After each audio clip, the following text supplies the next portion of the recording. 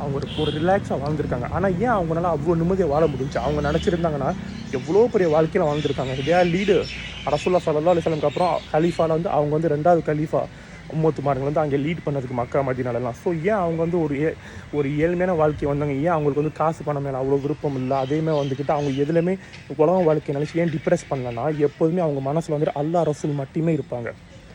மாஷா அல்லாஹ். இதுக்கு என்ன சொன்னேன், என்னோட ஹதீஸ் அது ஒரு அந்த ஆயத் குர்ஆன்ல சூரா verse number 20 by remembering Allah subhanahu wa ta'ala zikrulala your heart will find the peace. Subhanallah walhamdulillah wala ilaha illallah Allahu akbar. அதே மாதிரி தான் சுபஹானல்லாஹி வ பிஹம்தி சுப்ஹானல்லாஹி. அதாவது சுபஹானல்லாஹி வ பிஹம்தி சுப்ஹானல்லாஹி நம்ம சொன்னோம்னா கடல் அளவுக்கு இருக்கிற பாவமாக இருந்தாலும் அல்லாஹ் சுப்ஹானஹு வ தஆலா வந்து மன்னிப்பானா 100 times.